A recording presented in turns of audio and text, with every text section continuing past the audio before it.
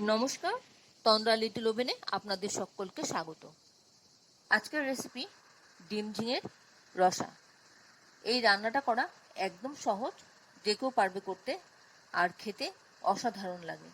খুব অল্প তেল মশলায় এই রান্নাটা হয়ে যায়, আর খুব সুস্বাদু হয়, শরীরের জন্য উপকার। আসুন তাহলে দেখে নিই কীভাবে করতে হবে এই রেসিপিটা। এর জন্য আমি এখানে কিছু ঝিঙে নিয়েছি।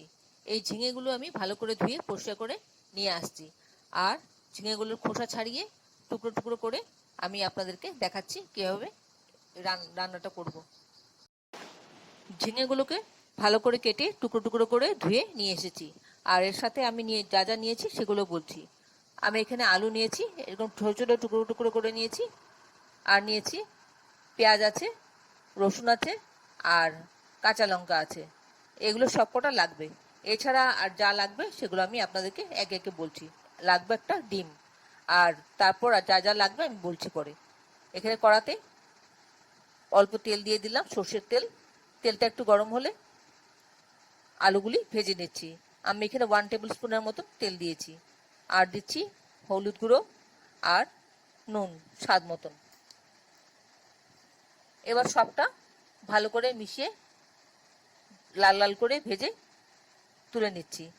আমি ততক্ষণ ভাজবো যতক্ষণ না গোল্ডেন ব্রাউন কালার হচ্ছে আলুগুলো। গোল্ডেন ব্রাউন হলে আমি তুলে নিচ্ছি।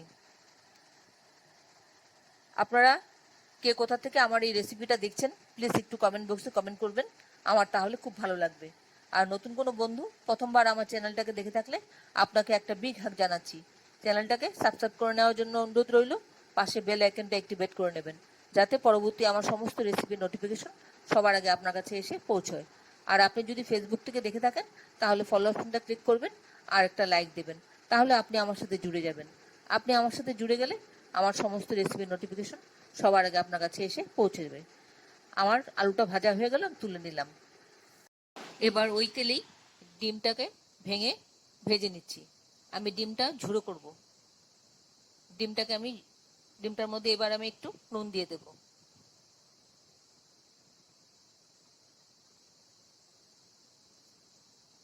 দিয়ে ডিমটাকে ঝুড়ো করে নিচ্ছি।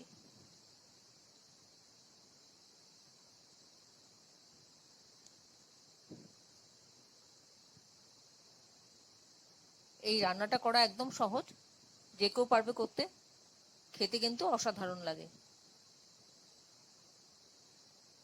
আমরা ঝিঙে দিয়ে অনেক কিছু খাই, কিন্তু এই রেসিপিটা একবার করে খেয়ে দেখবেন, খুব ভালো লাগবে। ডিম ঝুড়োটা তুলে নিলাম। এবার আবার একটু 1 চা চামচ মতন সর্ষের তেল দিয়ে দিলাম। তেলটা একটু গরম করে নিচ্ছি। এবার এর মধ্যে দিয়ে দেব কুচি করা পেঁয়াজ,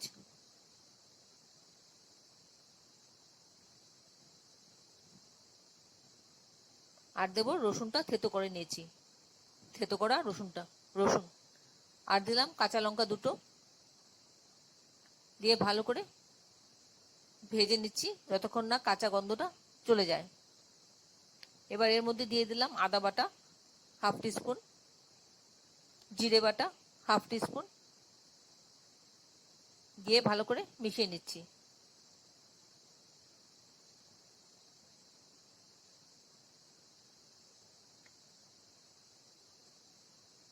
এবার এর মধ্যে দেব হলুদ গুঁড়ো 1/2 টিস্পুনের থেকে কম একটু, আর দেব সামান্য একটু জল, যাতে মশলাটা পুড়ে না যায়।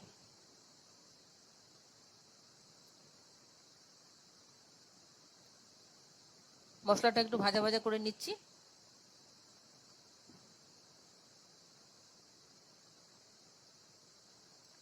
এবার এর মধ্যে দিয়ে দেব টুকরো করে কেটে রাখা ঝিঙেগুলো।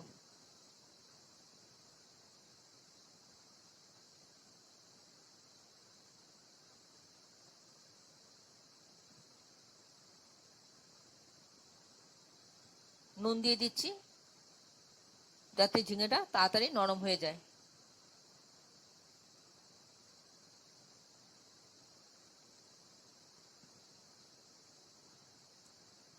ভালো করে মিশিয়ে নিলাম। নিয়ে একটু সময় ঢেকে রাখবো যাতে তাড়াতাড়ি নরম হয়ে যায়। সামান্য একটু জল দিয়ে দিলাম। এবার আর জল মোটামুটি লাগবে না, কারণ ঝিঙের থেকে জল বেরোবে। 2 মিনিট বাদে ফিরে এলাম। দেখছি ঝিঙেটা অনেকটা নরম হয়ে গেছে আর অনেকটা জলও রিডিউস করেছে। এবার ভালো করে একবার নাড়াচাড়া করে দিলাম।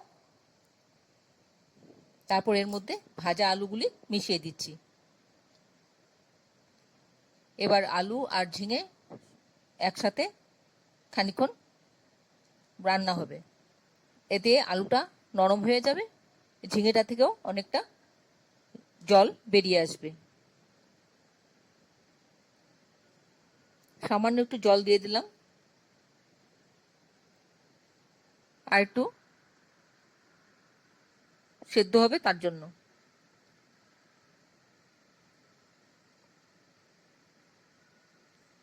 এবার একটু চিনি দিয়ে দিলাম স্বাদ অনুযায়ী।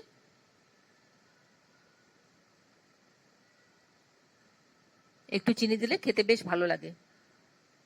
ঝিঙে তো একটু জলসা জলসা, তো তাই একটু ঝাল মিষ্টি নুন ঠিকঠাক মতন হলে খেতে বেশ ভালো লাগে। আপনারা যারা এখনো পর্যন্ত আমার চ্যানেলটাকে সাবস্ক্রাইব করেননি, ঝটপট সাবস্ক্রাইব করে নিন।